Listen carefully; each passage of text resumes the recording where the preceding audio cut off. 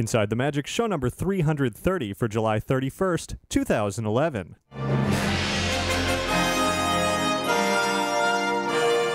Hi, this is Jonathan Freeman, the voice of Jafar, and you are listening to Inside the Magic.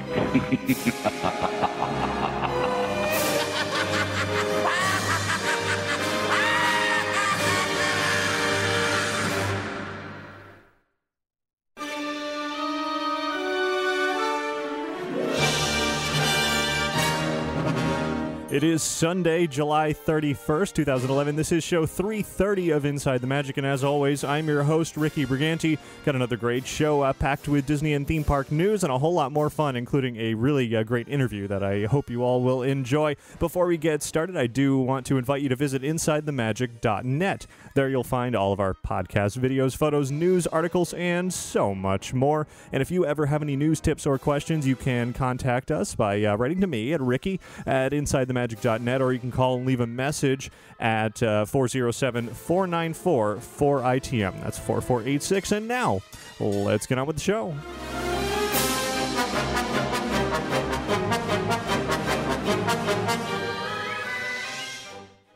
This week's episode of Inside the Magic is brought to you by Magical Travel Viva Italia. The agents at Magical Travel have personally experienced an Adventures by Disney vacation to Italy, so let Magical Travel plan your adventure of a lifetime, and you can receive a $200 Visa gift card, and you're going to want to call them today if that sounds good, or if you want to book any Disney vacation at 866-207-8387, or visit them online at magicaltravel.com, and you can request a free price quote there, and be sure to mention Inside the Magic when you do to receive a free Disney gift card for qualifying bookings when you book your Disney vacation with Magical Travel. And by listeners like you, thanks very much to Hugh, Heaton, and Connie Sweet for your donations this week, as well as to all of our regular monthly recurring donation subscribers and anybody who clicks through any of the affiliate links over at InsideTheMagic.net. It all helps us out very much. So thanks very much for all of that. And now, let's start off the show with our trip around the world.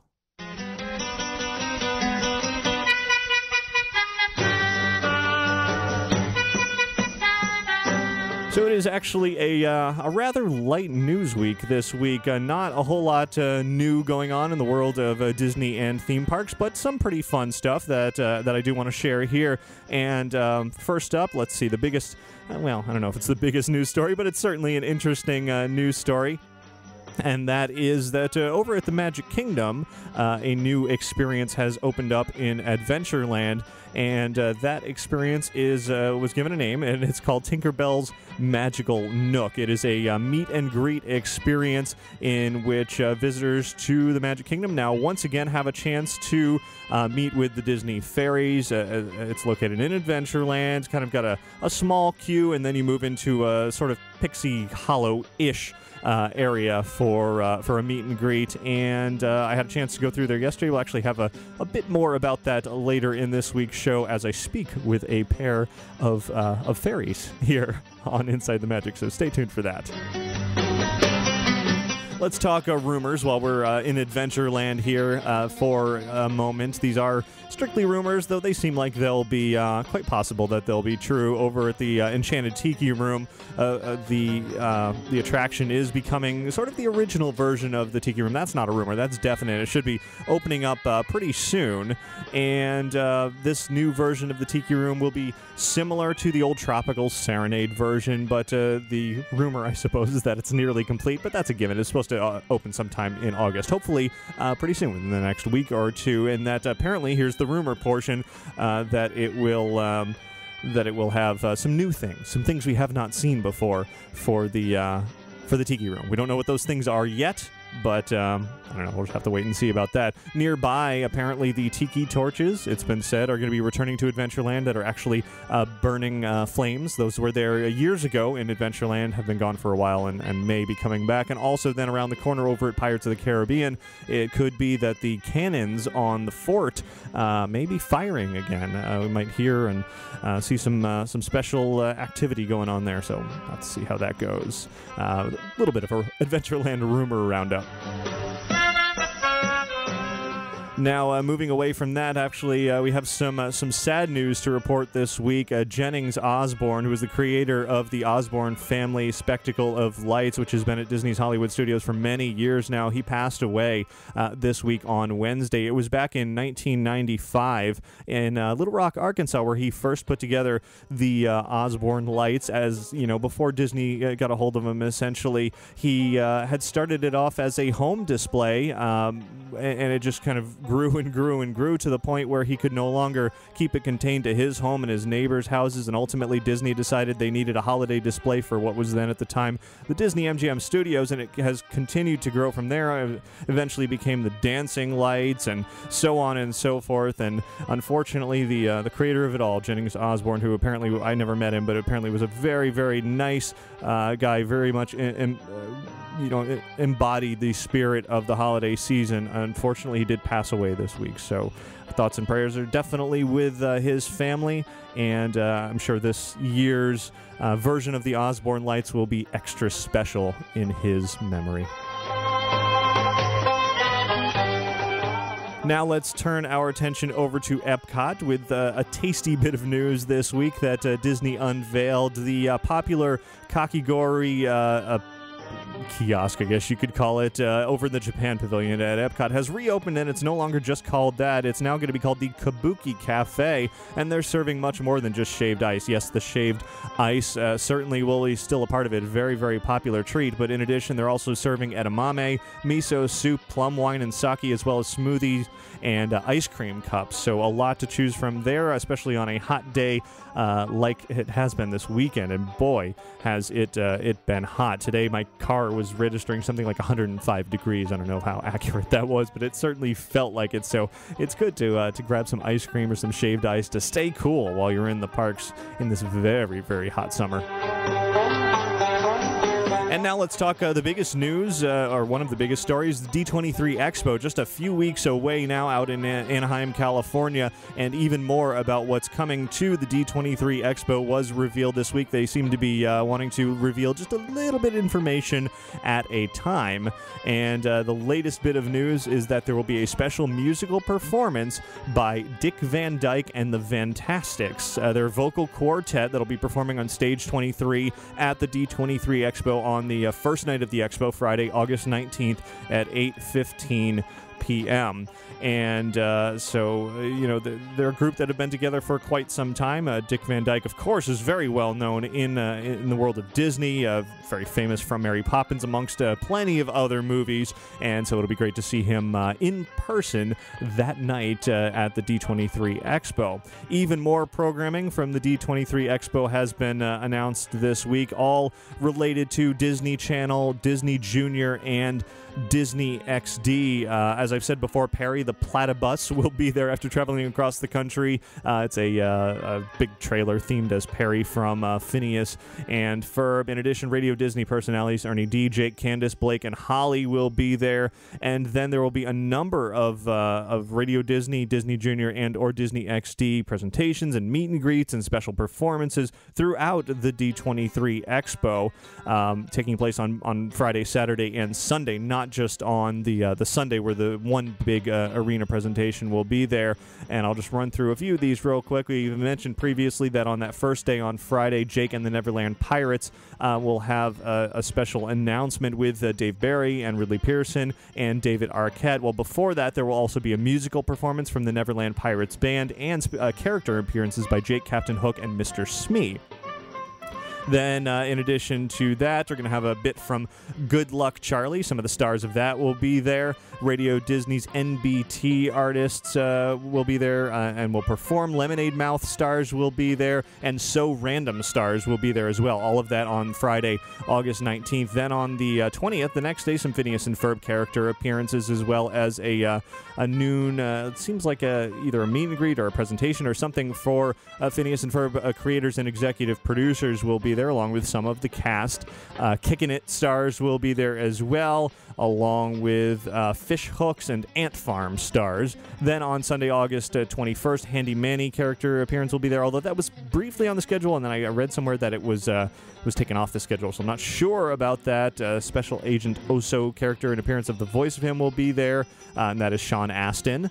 Pair of King stars will be there, and then there will be a photo opportunity with Shake It Up and the arena presentation with Shake It Up stars, as well as a meet and greet following that. So a lot of Disney Channel and all the related bits going to be part of the D23 Expo this year, in addition to everything that is Parks and Resorts and everything that they haven't announced yet.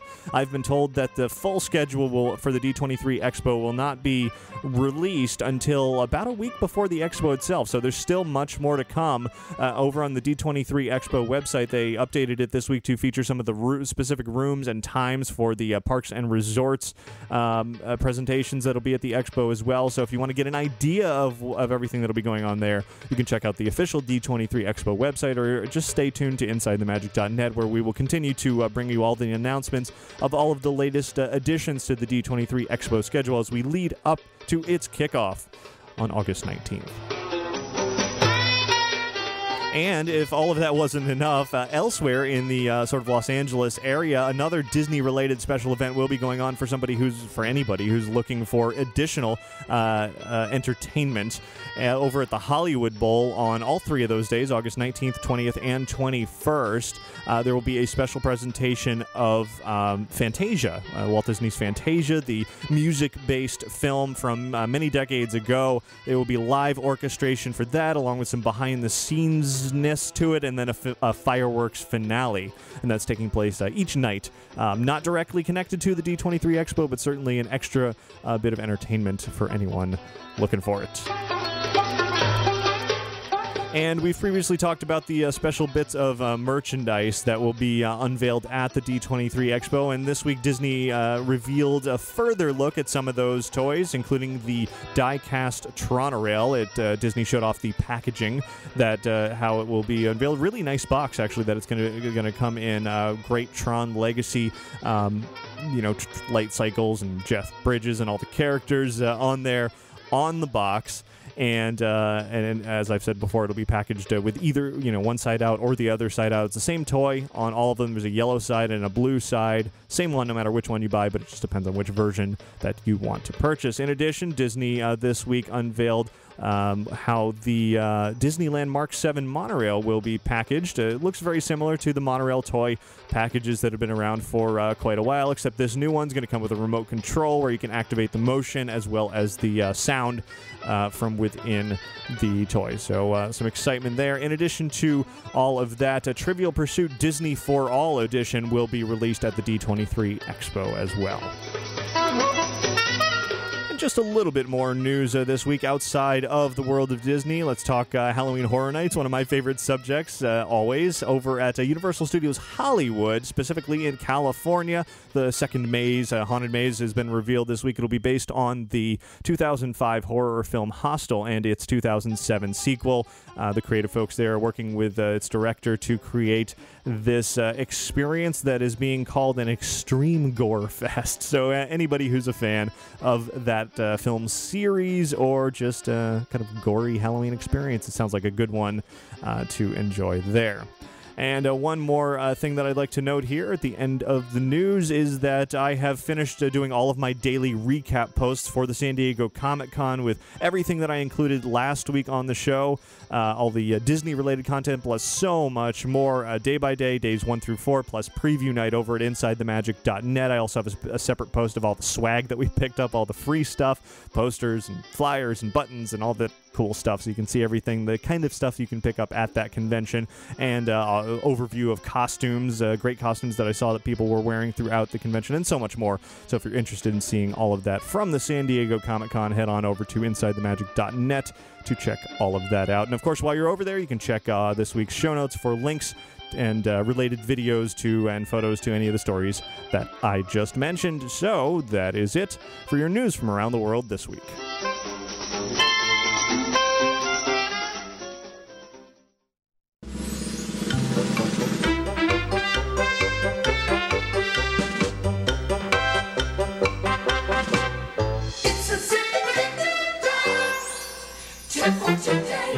And this week's tip was sent in from James from Arizona, who writes, last year my brother and I were staying at the villas in Disney's Grand Californian and discovered a great hidden trick. If you're going to the Grand Californian, I forget if this works for Disneyland Hotel or Paradise Pier, use the special entrance for Disney's California Adventure, where it lets you enter near the Redwood Creek Challenge and Grizzly River Run. Most people from there go to the rope area to the right of the entrance, which gives you a first chance of the Paradise Pier after rope drop. Don't go right. When you enter the park, go left, and you'll be in Condor Flats, which will be only open to hotel guests, as the side by the main entrance is still roped off. Using this trick, we literally walked onto Soarin' over California, which is open to anyone in the area before rope drop. My brother and I were telling our parents about what we did all day, and then the next day we did the same thing with the same result. In both instances, we were off Soarin' and then headed over to Paradise Pier rope drop to ride some rides there, laughing to ourselves while people were waiting to ride their first rides of the day. We were already going for our second, and when we go back to Disneyland in January, we will definitely do this again and for all future trips as well. James, definitely a great tip there. Soarin' can certainly have some long wait times, and if you can't get into the Paradise Pier area quite yet, it's good to know that you can just hop on over to that section, get Soarin' done for the day, and then enjoy your time in the rest of the park. So great tip. Everyone else out there, email your tips to tips@insidethemagic.net.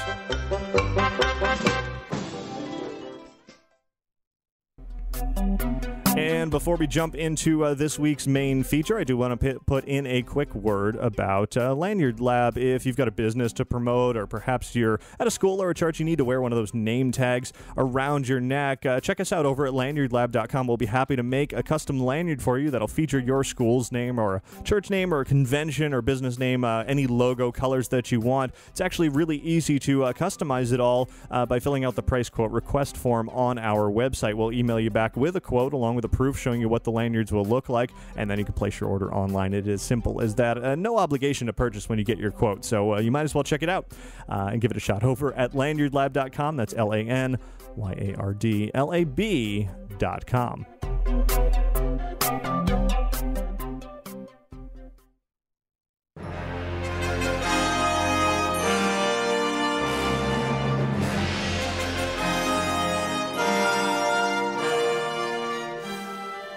And now I'd like to welcome a special guest to this week's show. It's actually today is a special day for this special guest, running in the Seattle's Fifth Avenue Theater for the most of July with quite a few performances, has been a new version of the Aladdin show, Aladdin musical, a new stage show featuring not only kind of the traditional Aladdin story that you're familiar with the world of Disney, but really an interesting spin on that, offering new songs and actually some older songs that Howard Ashman had worked on originally for the old, what ultimately became Disney's Aladdin movie.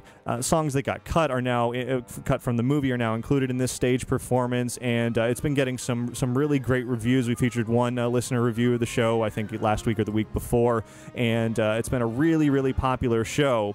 And it actually ends today in Seattle. So unfortunately, you won't have a chance to see it after hearing this interview that is coming up. However, there are hopes that the show will continue and move on to elsewhere. So without further ado, I would like to welcome a special guest. We welcome this week on Inside the Magic a very special guest, actor Jonathan Freeman, who has famously voiced the villain Jafar in Disney's 1992 animated film Aladdin, and now is reprising that role on stage at Seattle's Fifth Avenue Theater. Jonathan, thanks for joining us here on the show. It's a great pleasure. So what's it been like to bring this classic character back to life with more than just your voice this time around? It's been very interesting. It's been a great experience. Strange, a little tricky. I'm not sure if anybody's ever done it before. I mean, a person that's been an animated voice has ever, brought it to the stage live before. I don't think so, but it's pretty much the same process as working on the film. I mean, obviously, the differences are clear. You have to do it 8 times a week instead of just doing it, standing in a microphone and finishing a scene and then moving on. But other than that, I approached it pretty much the same way. It's been roughly 20 years since you first voiced the animated version of Jafar. What made you decide that now was the time to, have that role be on stage in this version of Aladdin? Right. Well, it wasn't totally my choice, I guess. I mean, except to say yes, of course. But right. I started work on it in 1990. It was released in 92, and I worked about a year and 9 months on it originally. And I don't know. It's been a long time, and I guess people sort of think that because it was released in 92 and I'm doing it on stage now that there's been this big gap of time. But the fact is, I've never really stopped doing it because between 1992 and now, every 3 to 6 months at least, the phone rings and I go into the studio to voice something, a game, a new attraction for one of the parks.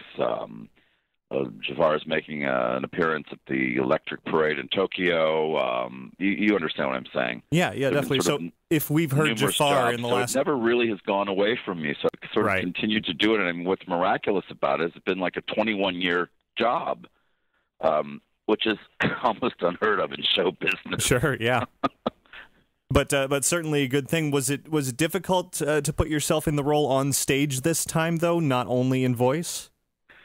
Well, to be honest with you, I wish that we were doing it, 15 or even 10 years ago, just in terms of, physically. It's a challenge to do it 8 times a week. It's a pretty, it's a substantial part, and to play someone that has a psychotic break toward the end of the show takes a lot of energy. Sure, I imagine so. So that, from that standpoint, it's been a challenge, but good one. I mean, I'm certainly up for the challenge, and was willing and wanting to do it. And I guess I'm honestly not very willing to just turn it over to somebody at this point. So when they asked if I wanted to do it, I thought, well, there's not really a good reason for me to say no. Well, I know you've performed other Disney roles in stage shows like Cogsworth and Beauty and the Beast, and you had a role in The Little Mermaid as well. But does being the role of Jafar kind of feel more at home for you? Well, I guess so. As I said, it's never really gone away. Right. So I've continued to do it, and I have to tell you, it's a pleasure. I mean, the company is wonderful. They've put the show. They, meaning Chad Beglin, the book writer, and Casey Nicola, the director, they have really put the show into a great shape, a great new shape, which is sort of mimics the shape that it was originally meant to be by Howard Ashman and Alan Menken. Right.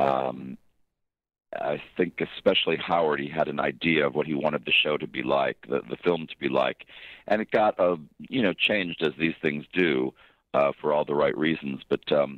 So we're now back to a lot of the book and a lot of the songs that no one's heard before, or very few people have heard them. And there's a couple new things too that are nice surprises. I think that it's pretty much what I expected in a way for myself, being in the show. Does that answer your question? Yeah, definitely. Well, how does being on stage as Jafar differ from voicing it in the many animated versions that you've done? Right. Well, I mean, one of the obvious things is that, of course, you have immediate reaction. Which is the reason that people like to do live performance. There'll never be a substitute for it. You know right away what you're doing from audience response, and that's been kind of a pleasure. It's really interesting to. Find where the laughs are in the piece that we assumed would be in the movie, but you have to just sort of assume it and make some choices. Here we actually have to find them with the audience, so that's been kind of interesting. And it's an interesting thing to be booed at a curtain call too, for all the right reasons. Right. And I have thoroughly enjoyed that. Yeah, I've enjoyed every minute of it. It's been a great project, and I think it's been very successful here. And I think everyone is hoping that they'll find a way to do it again in the near future. another theater somewhere. Sure, definitely. Well, I understand. I guess by the time this interview is actually reaching our audience, your return to or Aladdin's return to the stage in Seattle will have completed. How has it been overall? Received very well. Do you anticipate it making the jump to Broadway or anywhere else? I don't think anybody knows the answer to what's going to happen next. It's been a great treat to do it. It's a fantastic company. The Fifth Avenue Theater in Seattle is a wonderful place to work. And Seattle is just, by the way, a wonderful place to be. It's a great city. I was here 5-6 years ago doing a play at the Seattle Repertory Theater and had a great time. So I was anxious to come back. I feel sure that something will happen with Aladdin. I don't know where. I mean, there's a lot of possibilities. It could be they could decide to take it on a big national tour, or they could decide to do it internationally first, which Disney has been doing with some of their shows. Certainly, I would say, I'm guessing, but I think I'm guessing right, most people involved with this particular production would love to see it go to Broadway. I think it would be very successful, judging from the audience here and just listening to the show every night. It's just a great show. It goes very quickly. It just moves, and it engages the audience instantly, this particular version of it. And they go right along for the ride. It's been a great experience. So yeah, I think everybody would like it to have a run, particularly on Broadway, but no one really knows if that's going to happen. I mean, it's a different kind of commitment for everybody, and particularly the people that are producing it, which I suppose would be Disney in that case. They they have to think long and hard about whether or not it's something that they want to tackle. They've got The Lion King on Broadway still, and Mary Poppins is going strong, which I'm on my way back to when I leave here. I've been on loan. So I don't know. I think everybody would like it to have a life, particularly in New York. Yeah, well, Aladdin certainly is a very popular, was a popular movie, and it still exists on stage over at Disney California Adventure theme park. It's making its way to the Disney Cruise Line next year. Have you ever seen, the California Adventure version of the show? I haven't seen it. I've seen little pieces of it on the internet, and I understood that they're doing a version for the cruise line, but that, of course, will be short. It'll be cut down. Right. And the show that's in the park, the theme park, I think is really good, but it's a theme park show. It's not it's not as fleshed out as this production, and it doesn't have a lot of this material or characters. I mean, This has a lot of new characters in it that people will be happy to see, and also, as I said before, saw music that was either cut from the film or it was cut even before the film was made, or it's a long process, as you know, and I assume a lot of your listeners know too. It takes many years to make an animated feature, and during that time, a lot can happen and does happen, and that includes characters being removed, plot lines being changed, songs being removed, new songs being written. So a lot of that has happened here in Seattle with this show. So this show is very different from the one in California, of course, which is very different from the one that will be on the cruise line. Certainly. Well, you mentioned the film. Take me back a little bit to first developing, Jafar and his voice years ago. How did you ultimately reach what he would sound like? Did it come from working with Ron Clements and John Musker, or was it your own voice, or how did that go? Good question. Let's see. It happens. It's a process. It happens in a way that, at the time, it seems to unfold in a very natural way. The first thing is that I had to go and meet everybody and audition for them, and they're very clever. They sent me a drawing, at least a preliminary drawing, of what they thought Jafar might look like. And so, in addition to reading the script, you can get a lot of information from a picture. Mm-hmm. What's that expression? A picture's worth 1,000 words or something? Sure, yeah. And the thing that I noted in looking at this drawing that they sent to me was that he seemed very smooth. He seemed very calm behind his maniacal eyes, and he had very sort of big, heavy lids on his eyes. And just historically, I thought, well, he's probably smokes opium, so he's probably is psychotic. And reading the script, there sort of is a natural build built into his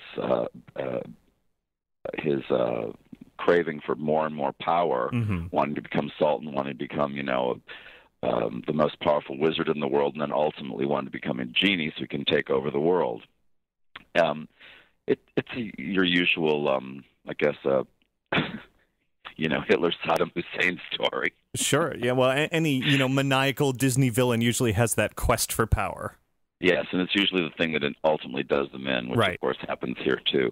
So that's what I did. I looked at this picture, I read the script, and just the way the lines were written, he seemed very smooth, and the picture itself gave me a lot of clues, and I just I came up with this idea. I said, well, he's very cultured, so I wanted him to have a dialect that seemed cultured, even though it was taking place in once upon a time and long ago in some place in Arabia that we've never heard of before. Right. And I think that what was interesting is, when I first went to work on the movie, in a lot of the demos, I'm also playing Iago. Oh, okay. Because originally Iago was just going to mimic Jafar's voice. Mm-hmm.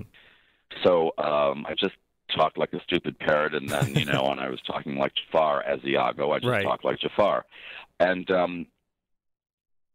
so I think Jafar really, as I said before, it's a process, and one of the things that happened is they hired Gilbert Gottfried to play the parrot, and that was really a great move on their part because it allowed me to not have to be so crazy and yelling and screaming, and once again I use the word psychotic, and they could leave that to Gilbert, which he's very good at. Very good at it. And so it gave me permission as an actor and also as the character to kind of get even smoother, right? Which is even creepier, So those are the things that really contributed. I mean, I went in to meet them, and I kind of did what I was going to do. And then, once you go to work on the movie, it's a long process. As I said, I worked for 1 year and 9 months. Not every day, of course, because there's work that takes place in between. But I'd go into the studio every, 3 to 6 weeks maybe, and I'd be there for, sometimes just for a few hours, sometimes for a day, sometimes for 4 or 5 days. Probably 6 days was the most that I worked in a row. And then the music, too, you learning songs, and there are a bunch of songs that one song I demoed that was never made it into the movie. I think you can hear it, though, on an album called The Music Behind the Magic. It's a great album, a 4-CD album of all Howard Ashman, Alan Menken stuff. Oh, okay. And then there's another song called Why Me, which was written that didn't make it into the movie, which is in this current production of Aladdin. So, yeah, it's a process. Again, it's a process. It takes place gradually. It's working with the directors and working with the musical director and the composer and the lyricist, and it all sort of comes together to make this one character that we know of as Jafar. Yeah, and I'm the vessel, but I'm just one part of that process, sure. Really.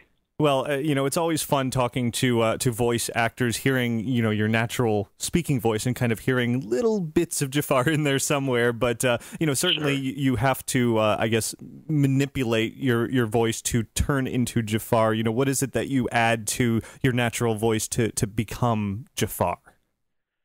Well, I use a little bit of a sort of a plummy English dialect for him. I figure he's probably, as a young lad, was sent away to be schooled, or perhaps schooled by English professors in Arabia, wherever that was, in Right. Agrabah.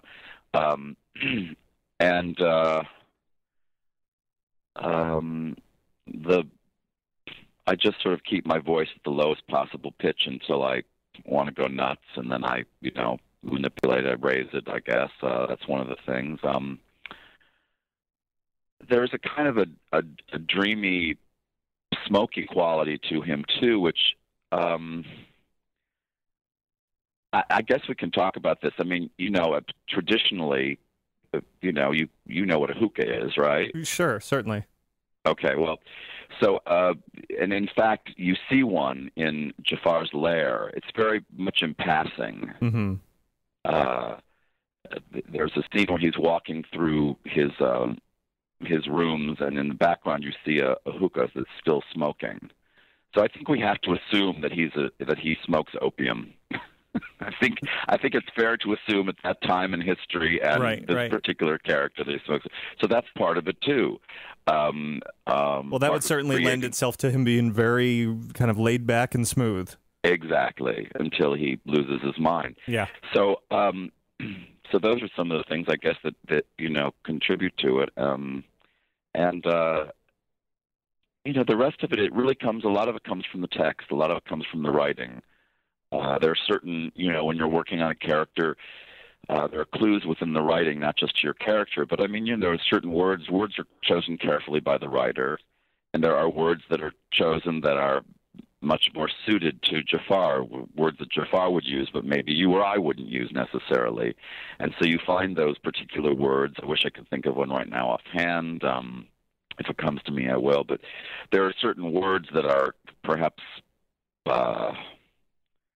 more specific to that time, which I think is the 13th century, and this particular kind of character. And so you just find those words and you play them. You lay on them a little bit more. You bend them to suit the character. Right.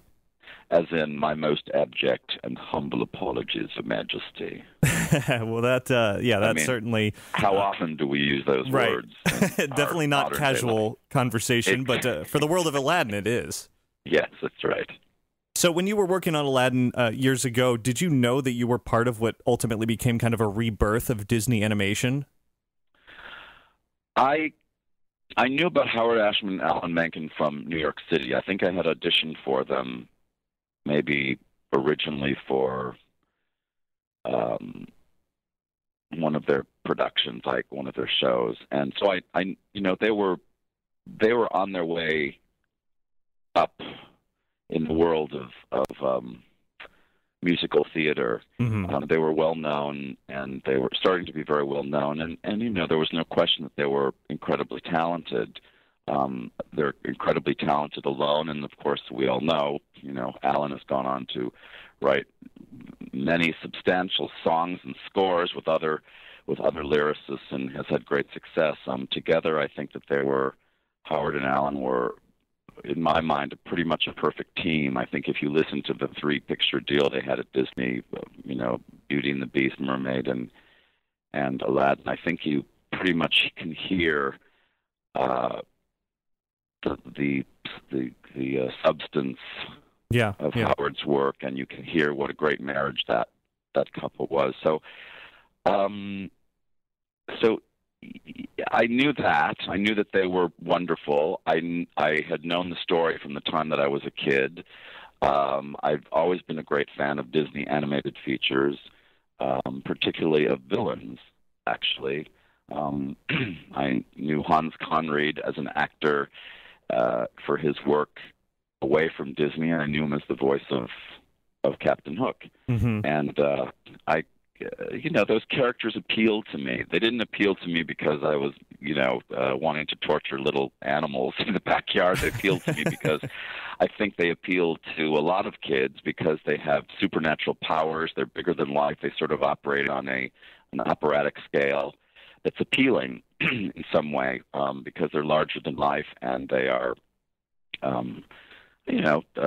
usually there's something about them that's physically appealing too. There's something smooth and I don't know, plummy about them. So a lot of that, from the time I was a kid, I was always interested in Disney villains, and I think it was sort of always a goal of mine. Actually, it sounds kind of corny, but it was sort of a dream come true when they asked me to do it, and so I guess I knew that it was something special. I knew that I was getting to do something that I always wanted to do. I knew that it was something special. I knew because it was Howard and Alan, it was really special. Right. I didn't know Ron and John at the time, but I knew their work certainly, and They were, of course, terrific to work with. They just came to see Aladdin in Seattle a week or two ago, and it was great to see them again after so many years. It was a very special experience. But, when you're working on an animated feature, you know how long it takes to make one, and it's very compartmentalized, and it's a little bit fractured, and you don't always work in sequence, and you don't always do your scenes with the people that you're in the scene with. Sometimes you do them with a reader, sometimes you do them alone. So I think it's fair for me to say that I knew that something special was happening, but I didn't know that it would be such a big deal. And I kind of knew that it would be life-changing for me because there was a wonderful publicist who's still at Disney named Howard Green, who's a terrific guy who kind of, when I first got there, I don't know, helped me, with interviews and stuff like that. And I remember him saying to me, this is going to change your life. I don't think I really knew what that meant, to tell you the truth. I don't think I got what he meant exactly. And then years later, I had a mutual friend of mine. A friend of mine had a good friend named Jerry Orbach, who you know who that is. Certainly, yeah. Lumiere. And I was with her on the street one day, and we bumped into Jerry Orbach, and she said, "Oh, you guys have something in common. You're both the voice of Disney characters." And we introduced ourselves, and I said, "Oh, I'm a big fan of yours." And he said to me, and Jerry Orbach said to me, "This is going to change your life," because it had changed his life. Yeah. So once again, someone told me that, and I have to be honest with you, I didn't quite know what to make of that. I mean, I knew that it was going to be a wonderful experience, but it has in fact been life-changing. And did I know it at the time? No. I probably hoped that it would be. Everybody hopes that every project they go to work on is going to change their life in some way, I guess. But it's very special, when a character that you are a big part of, a substantial part of, becomes part of American iconography. Yeah. Well, every day out here in Orlando, people are trying to get pictures with Jafar and see him in a parade, and it's certainly a huge part of Disney now. Yeah. But that's kind of a weird thing I don't think you can really know what that really means ahead of time. Right. But, certainly it has stuck with you for the past 20 some odd years, and I wish you luck on the remaining shows for Aladdin here, and then we'll be listening for more Jafar in the future, even beyond this stage show. Thanks. Yeah, keep your fingers crossed. Definitely. Thanks for taking the time to chat with us here on Inside the Magic. It's been a great pleasure. It's very nice to meet you. Thanks once again for a wonderful actor, Jonathan Freeman, for joining us and telling us all there is to know about Jafar from the very beginnings of the character back when, late 80s, early 90s, when Jafar really came to be in the Disney universe with the original Aladdin film, and for the past 20-plus years that Jonathan has been voicing the character. It's just amazing that, you can go to the parks, and now on the stage show, it's always this same man doing this role that has just become certainly iconic and classic in the world of Disney. Jafar is one of my favorite, if not definitely one of my favorite Disney villains, probably my favorite male Disney villain. It just embodies everything there is to love and hate about what it is to be a Disney villain, and Jonathan Freeman does it so very well. So unfortunately, as I said earlier, the Seattle stage show is wrapping up today, but hopefully it'll become a new version at some point. It may or may not have Jonathan Freeman in it, if touring version or Broadway version or what have you, but I've heard a lot of good things about it, and so hopefully we'll see more of that in the future. So once again, thanks very much to Jonathan Freeman for joining us this week on the show.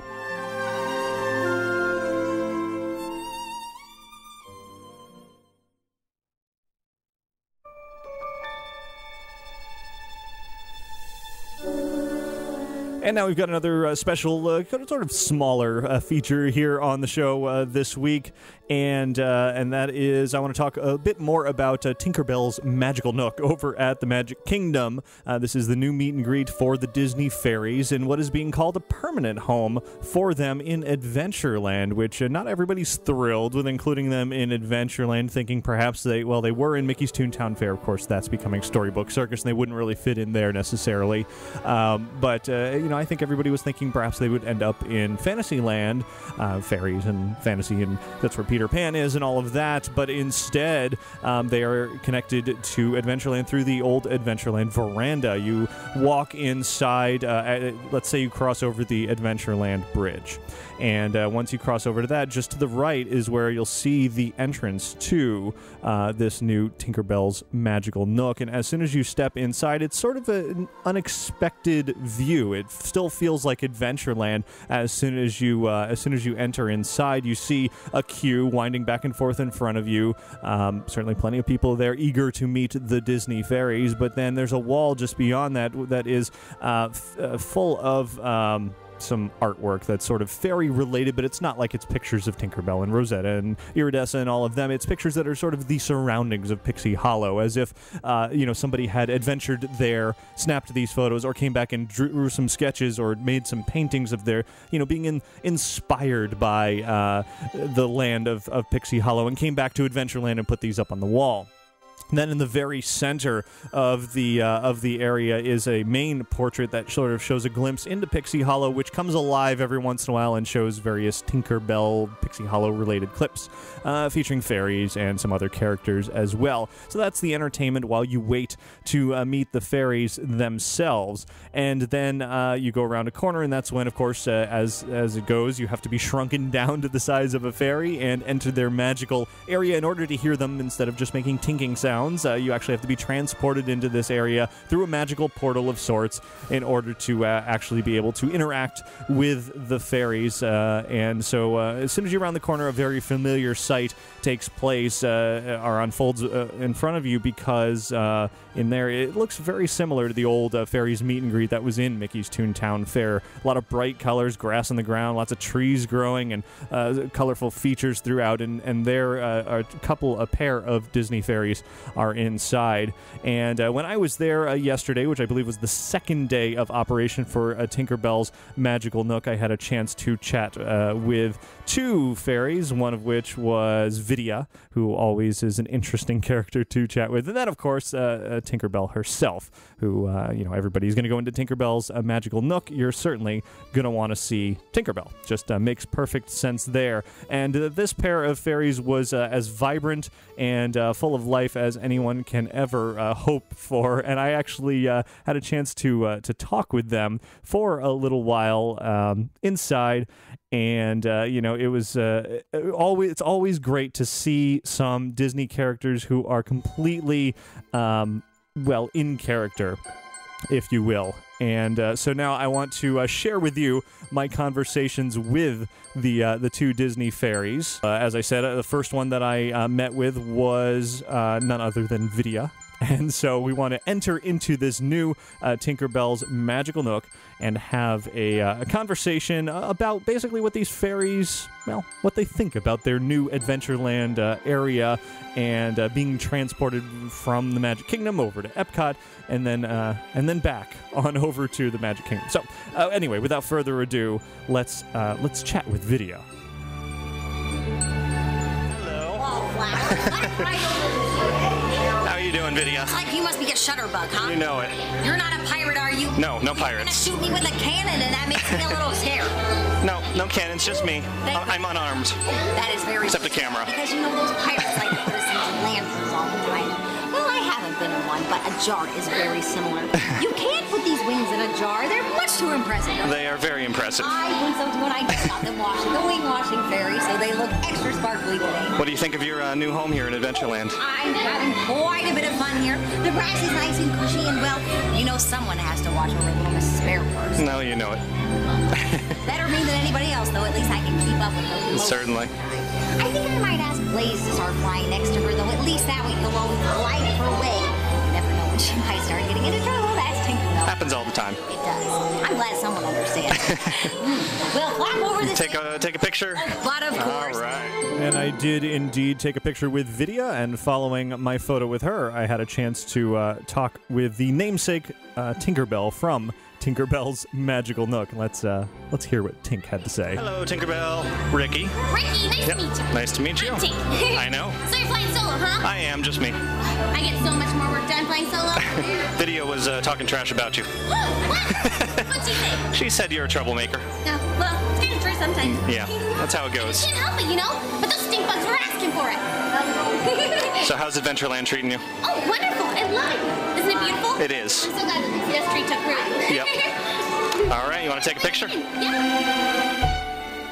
There you have it, a short conversation with Tinkerbell and Vidya in their new home at the Magic Kingdom. Certainly a fun meet and greet experience there. It's nothing overly elaborate, nothing that we haven't seen before in other locations. Even the entrance, the transition between Adventureland into Tinkerbell's Magical Nook is kind of minor. You just kind of walk through this leafy, sparkly entrance area, and there you are in the world of fairies. But regardless of that, it was still very entertaining, and I'm glad they didn't rush me through. I had a chance to talk with the fairies first before snapping a photo and moving on. So anybody looking for the Disney fairies can now find them once again at the Magic Kingdom over in Adventureland in Tinkerbell's Magical Nook.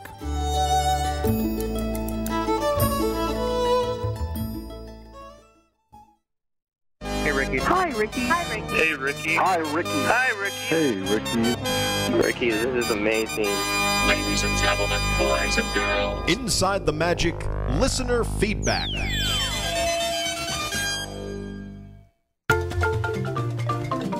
And a little Adventureland music to stick with that theme as we move into some listener feedback, which I believe I skipped last week. And so got some catch up to do, got quite a few emails and several voice messages as well. So let's jump right into it.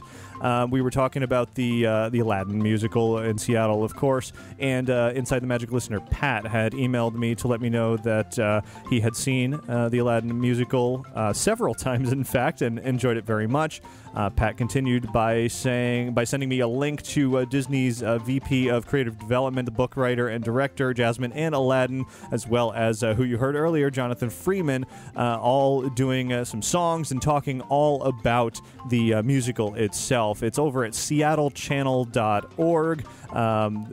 Let's see. I don't know how else to give you the link. I'm just going to put it in this week's show notes so you can check it out if you want to find out more about that Seattle version, this new musical version of Aladdin. You can hear all of the behind-the-scenes discussion and even a couple of songs performed from that. So thanks very much from Pat for sending that over. And speaking a little bit more about that Aladdin musical, I've actually got a voice message from Trista, who also had a chance to see it. Hi, Ricky. This is Trista from Seattle. I was going to email you, but I just was too lazy, so I thought I'd give you a call instead.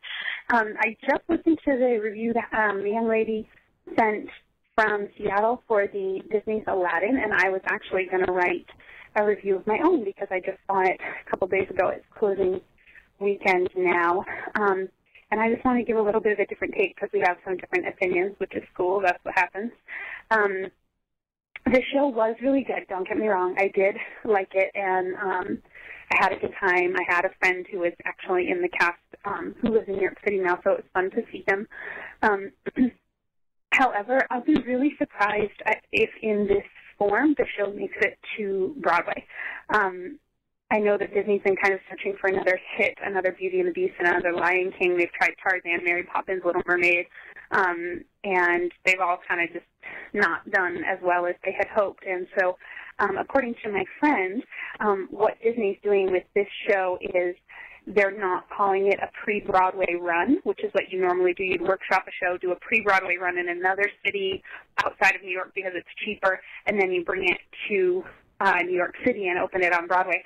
So they're not calling this a pre-Broadway run. They're actually just calling it Disney's Aladdin put on by the Fifth Avenue Theater. That way, if it doesn't do well or it won't transfer well, Disney doesn't have another flop on their hands. They can just say, well, everyone in Seattle loved it, and that's where we're going to leave it. So I thought that was interesting. My opinion is that the show is really lacking the magic of the movie, and I know sometimes that's a budget thing and a space thing, but a lot of things are missing. They didn't have Abu the monkey at all, which was glaring to me from the very beginning, that Aladdin didn't have that fun sidekick. They didn't have Raja the tiger. They were missing all the animals. The magic carpet only makes an appearance in one scene, and it's kind of lackluster. It doesn't really move. It just kind of sits there. So I do agree with your caller that the Call Me a Princess song that Jasmine does was meh, but I strongly disagree on the three narrators. I thought they were completely unnecessary, and I really was just wishing the whole time they weren't there. They were using them to kind of cover scene changes, and they kept kind of making jokes about pop culture and how, oh, we're just a device, and they'd make, like, dumb play on word jokes, and it was funny. People laughed, but I was kind of like, haha. This humor's a little too cheap for this show, in my opinion. I thought that the whole show, the actors were great, their voices were fantastic, but I thought the whole show could have done without them easily, and I wish that it had. I wish they just had the one guy sing Arabian Night into the ensemble, just like they do in the movie, just the one guy, and then they could make it big in the ensemble. I didn't understand why we had to have these three guys. It changed Aladdin's whole story. On the other hand, hearing some of the Howard Ashman stuff, particularly Proud of Your Boy, I was cheered up the whole time, just knowing, hey Ricky, your machine cut me off because I talked too long. This is just from Seattle, but I'm still talking, but I'm almost done. I was just saying that the songs that we had from Howard Ashman, particularly Proud of Your Boy, I thought was absolutely beautiful. And knowing the story, how he was only able to collaborate on 3 of the songs before he passed away, and just being able to hear that song and knowing the story behind it and the emotion behind it, I was definitely teary-eyed the whole time, and I thought that the actor who played Aladdin definitely did it justice. But I do agree that the genie was the highlight of this show. He was a blast, a really great guy. I got to meet him afterwards. He's like that in real life, just fun, just cool. I didn't stop smiling through Friend Like Me. I loved it. It was the only song I started clapping before it was over. I loved it so much. They did a great job. However, one more caveat, the genie was just a guy. Even though he was the best on stage, in my opinion, as far as just being bombastic, he was just a guy in a sparkly suit. And it's like, after seeing the Robin Williams genie, he can change from one form to the other. He's all over the stage. He's literally larger than life. It was kind of a letdown. So I guess my final conclusion, if you even have time to play this, it's like a half an hour long review. My final conclusion is that it was a good show, but they weren't able to capture the magic and the fullness of the movie and put it on stage. When I was done seeing The Lion King on Broadway, I was just in wonder and awe at how they pulled that off. I didn't need anything else. I felt complete. When I left Aladdin, I wanted to go home and watch the movie because I felt like I was missing something, if that makes sense. So anyways, that's my review, just a little bit of a different take. Thank you so much. You're the first one I've watched a review with, so I hope you like it, I guess. Have a great day. I love your podcast. Bye. Thanks very much for calling all of that in, and sorry that the voicemail cut you off. Apparently, it has a 3-minute limit, and I didn't even know that. So, future note for anybody calling into the Inside the Magic voicemail line: don't talk any longer than 3 minutes, or you'll be cut off. But anyway, Trista, thanks very much for all of that. Great to hear your honest opinions of the show. I haven't seen it in person, so I cannot chime in on my own with a rebuttal or an agreement or anything whatsoever. But certainly everybody can and should form their own opinions after seeing a show, and it is important to note that Disney did not bill this show as going to Broadway, as a pre-Broadway performance, and as Jonathan Freeman said earlier on this week's show, he doesn't know what the future of this show is, whether it's going to be touring or international or even going to Broadway. Of course, I'd love to see Aladdin on Broadway in a huge production, but from what you said, perhaps this exact version on Broadway may not succeed. I don't know one way or the other. So very interesting. We'll have to keep watching it and see what happens to this version of Aladdin stage show musical in the future. So thanks again for calling that in. Next up, an email from Rachel who writes, I'm going to Disneyland in a few weeks with my boyfriend. We've been going to Walt Disney World several times together and absolutely love it. But this will be our first trip to Disneyland together, as well as my first trip ever. We will only be in the park for 2 days, and we'll be going to Downtown Disney the night we arrive. So I was hoping to get your advice on places we should eat, both counter and full service. We do have a reservation for the Blue Bayou one night. Side note, it is a 7 o'clock reservation, early enough to see the fireworks and or World of Color. Or is that? That's a question. Anyway, we are both students, so places like Napa Rose aren't really possible, and we both agree spending a little extra on dining is worth it. Also, I know with 2 days, we do really need to prioritize the attractions we want to see, so I was wondering, what are your must-do attractions at Disneyland? Rachel, thanks very much for that email. I especially wanted to share it here on the show, not only because you're leaving soon and I wanted to make sure to answer it, but also because I get this question a lot, actually. Both directions. People who have been to Disneyland and come out to Walt Disney World for the first time, and vice versa, which is your case. So, in fact, I just responded to somebody recently via email answering essentially the same question that you just asked, but I'll answer your really specific question first. Is your 7 o'clock reservation at the Blue Bayou early enough to see the fireworks and or World of Color? Yeah, I would say so. I mean, usually a Blue Bayou runs a little bit behind schedule. If you have a 7 o'clock reservation, you'll probably expect to sit down at your table maybe at 7:15, and dinner will take probably about 45 minutes. You'll probably be out of there by 8 o'clock. So as long as the fireworks and or World of Color are scheduled after that with enough time to get wherever you want to see them, then that shouldn't be a problem. Now, on the more general question that you asked, let's see, about food, counter and full service, I'll just mention my favorites. There's a lot that is really enjoyable throughout the Disneyland Resort. In Disneyland Park, yes, the Blue Bayou, like you mentioned. Also, right across from that, the Cafe Orleans, I believe it's called, is a great way to grab a Monte Cristo or the pommes frites or any number of other tasty treats there without the larger experience, really. But sitting in New Orleans Square is always a treat, and I really enjoy that. Also there in New Orleans Square, the clam chowder and the bread bowl, which is available at a couple of different counter locations, is one of my favorites that I always have to get when I get to Disneyland. Over at the Grand Californian Hotel, I always visit Whitewater Snacks and grab their chicken nachos, which I know I've mentioned on this show before, but they have a number of other good things to eat, and it's all very reasonably priced there. So you being a college student, you'd definitely be able to afford anything in there as well. And over at California Adventure, I've heard great things about Ariel's Grotto and the Italian restaurant that the name escapes me right here at the moment. Hopefully someone in the chat room will chime in for a second. Or in a second with the name of that place.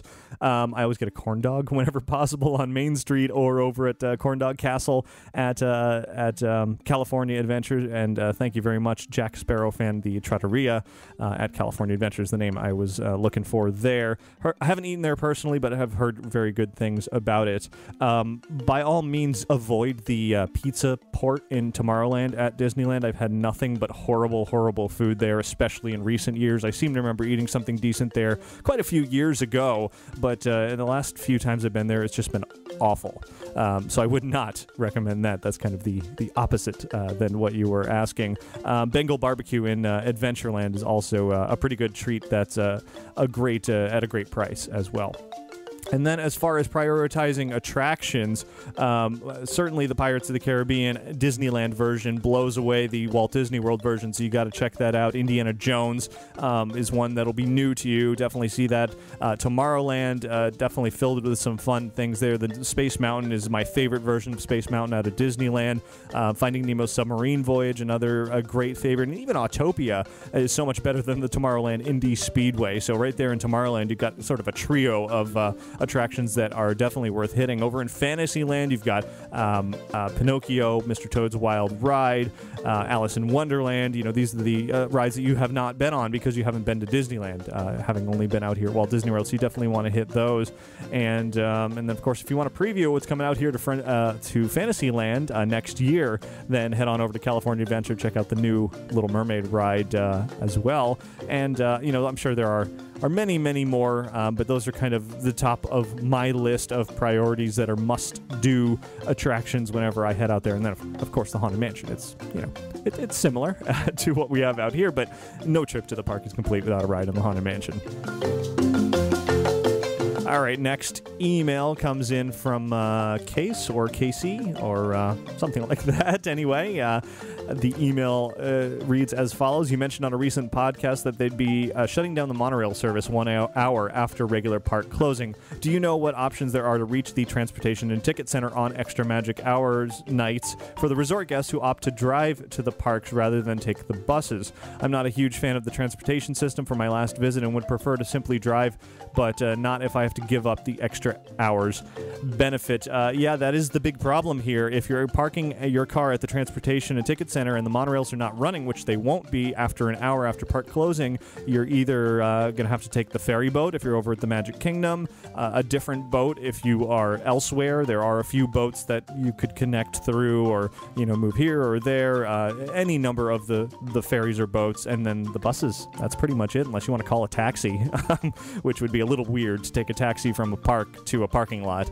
Not impossible, but yeah, I mean, that is the way it is now as far as the changes in the monorail timing and system. But you know what? It's done for safety reasons. It's done for hours. It's done for maintenance. It's done for any number of reasons. And if we can get those monorails up and running smoothly and safely, and all the monorail pilots are happy about their hours and not overworked, then I'd say this change is potentially for the better, though I'm speaking as a local who very rarely rides any of Disney's transportation, so it's easy for me to say.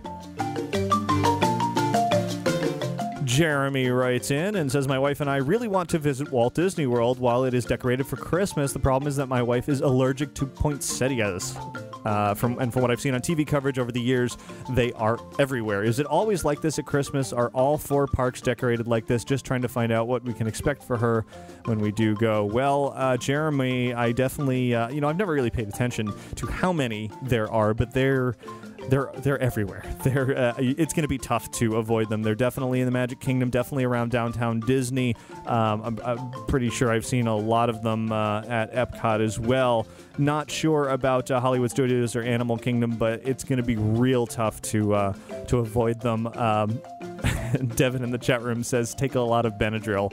Well, depending on the allergy, that may or may not do it, but it may be very difficult to avoid that particular plant at Christmas time around, and Skipper says in the chat room that they are in the planters at Hollywood Studios as well. So, unfortunately, I don't have really great news for you. What you've seen on TV is pretty accurate. They are definitely the plant of choice around the parks, and you really will have a difficult time avoiding them, unfortunately. Next up, an email from Ashley, who writes, I started listening to your podcast during my first year of law school in 2005 as inspiration while I dreamed of working for the Disney company and still eagerly anticipate new episodes every weekend. Thank you for creating such an informative and entertaining Disney mecca. I just moved to the Orlando area and cannot decide which variant of annual pass to purchase. Does the premium pass have any value to people who do not frequent the water parks? Also, what are your favorite perks of having a pass besides the obvious discounts? Well, Ashley, you just named the biggest perk of having one pass over the other. It is the discounts. Not only are there the dining discounts that you can get at certain times at certain restaurants, but within the last maybe year and a half, Disney almost quietly started offering merchandise discounts for annual pass holders out here at Walt Disney World. If you have the standard annual pass, you get 10% off most merchandise. If you have the premium annual pass, you get 20% off. So depending on how many collectibles and pins and all that kind of stuff that you buy around the parks, having that extra 10% off could pay off pretty well.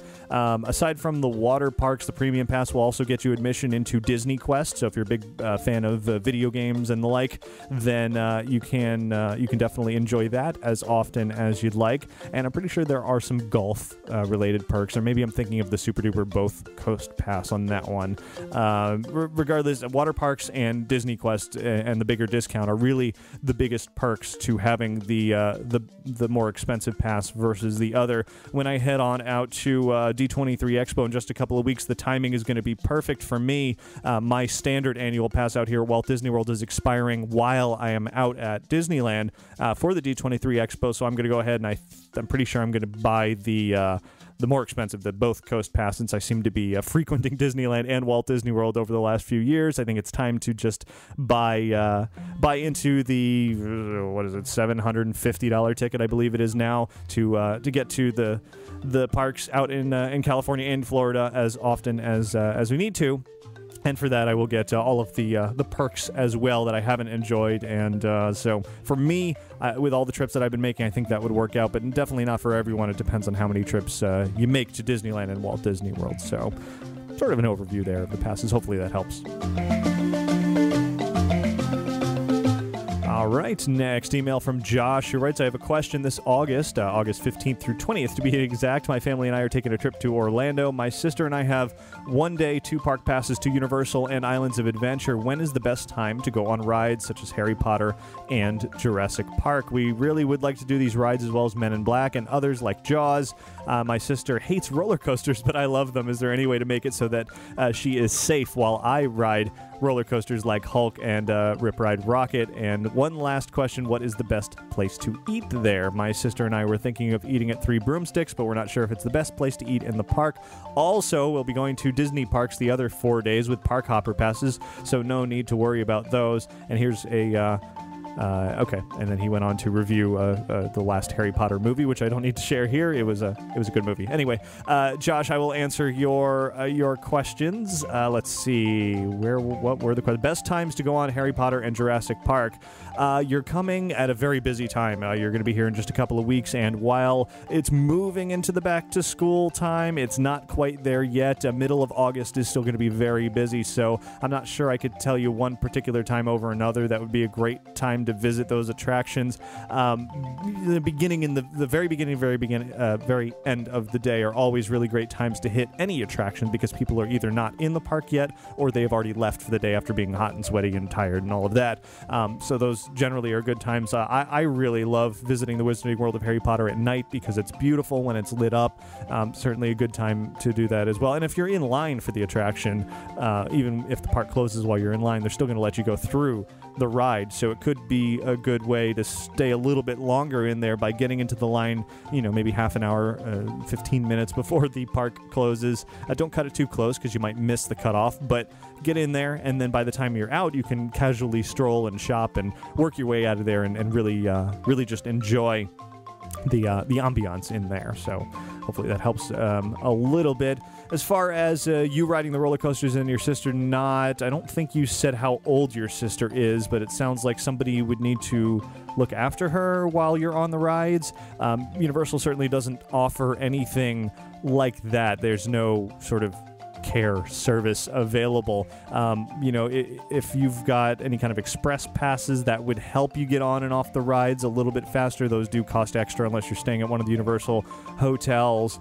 Other than that, there's not really much else for you to do to split up and one of you rides and the other doesn't. Fortunately, the parks are very safe, and if you found a nice, the exits of the attractions have a lot of people around, a lot of seating available, and a lot of people who do wait for other people who go on roller coasters that they don't like to go on.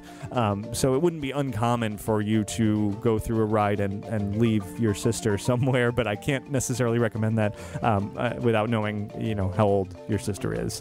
As far as food in the Universal parks, it's tough.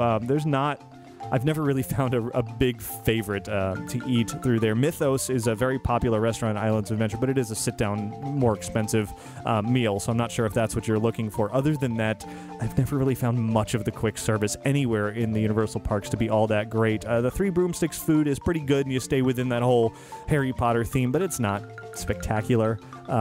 Anywhere you're going to go, you're just going to kind of get mediocre food as far as I'm concerned. And I think that was the end of your question, so hopefully that helped.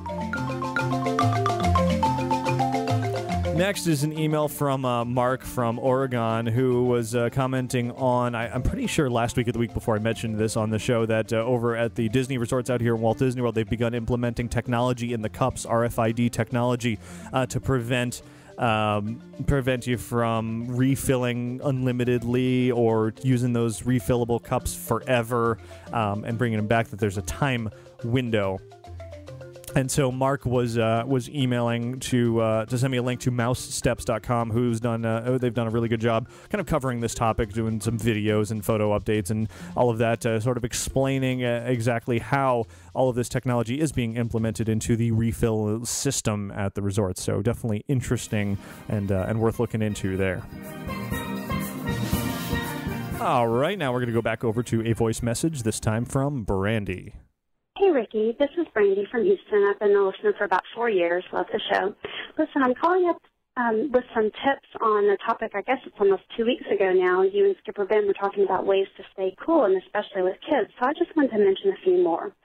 The first one is make lunch your big sit-down meal of the day. If you can take that long break for the seated meals and the places that take a little longer during the heat of the day, like around lunchtime, get yourself out of the heat, have a nice little break, then get back out there at night.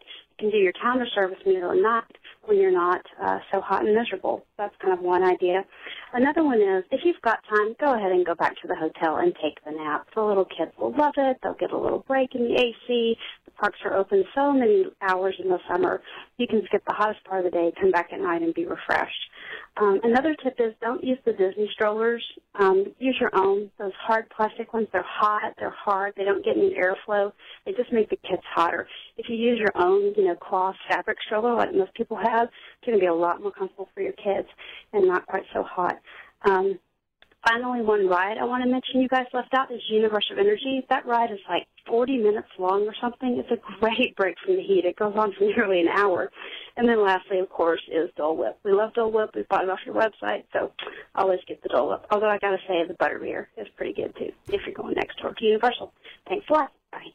Thanks very much, Brandy. Definitely a good roundup of some ways to stay cool around the parks. Universe of Energy, absolutely a great place to sit down, enjoy some entertainment, and stay cool in the AC as well. Even the pre-show is in the AC, so a good tip there. And Dole Whip and butterbeer and everything else you just mentioned, good ones. And strollers, it's one of those topics that I don't know much about, so that's interesting that you say to use one versus the other with airflow and all of that. Certainly something I am not familiar with. So, Brandy, thanks very much for that call.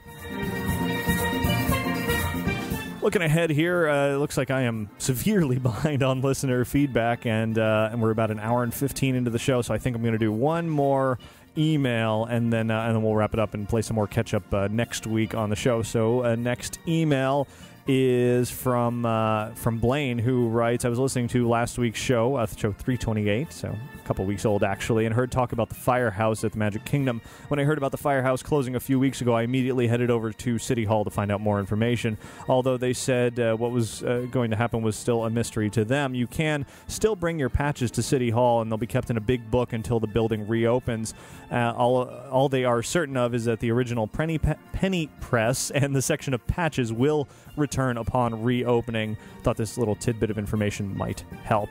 Blaine, thanks very much for that information. Certainly good to hear that the firehouse, as a firehouse, and all of the patches from the firehouses around the country will remain in there along with the penny press. There are certainly rumors of interactive experience coming to the firehouse that would be sort of the hub for it, and then moving on and throughout the park, but that's not been confirmed or even really hinted at by Disney, so we'll have to wait and see if that's true or if it's just becoming something else. But it is good to hear that the patches will remain. So thanks for that. And to everybody else out there who has sent in an email or called something in, as I said, I am a bit behind on the listener feedback, so keep on tuning in, and I'm sure I will get to your question or comment pretty soon. So that'll do it for listener feedback this week.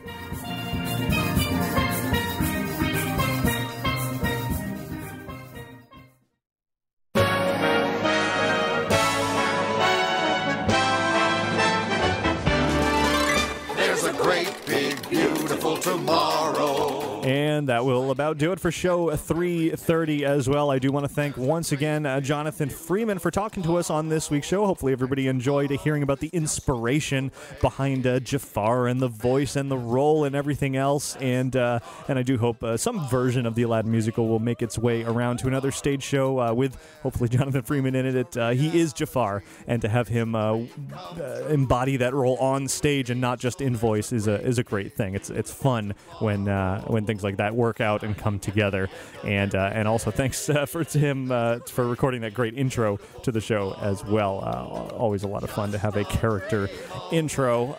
So that's about it for this week's show. Got a lot coming up in the coming weeks. D23 Expo is on the horizon, just a few weeks away, and I have so much more to share between now and then and after. And Alani's opening up at the end of August, and gosh, there's just just a lot coming up. Always an exciting time, and then a Halloween season after that, which is always what gets my excitement peaked for the year. But anyway, I do want to thank Magical Travel for sponsoring this week's episode of Inside the Magic. You can find out more about their services by visiting magicaltravel.com. And be sure to visit us over at lanyardlab.com to see all of the different styles and custom lanyard options that we have available. You can request a price quote today to receive a digital preview of your lanyard design.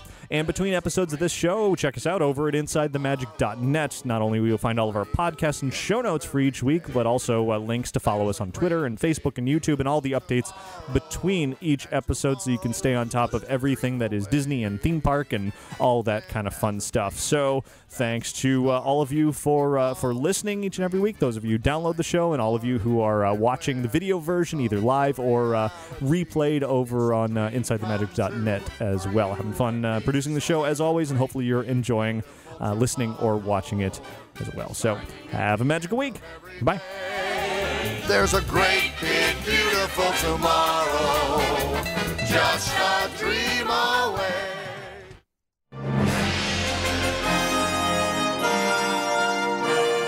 Hi, this is Jonathan Freeman, the voice of Jafar, and you are listening to Inside the Magic.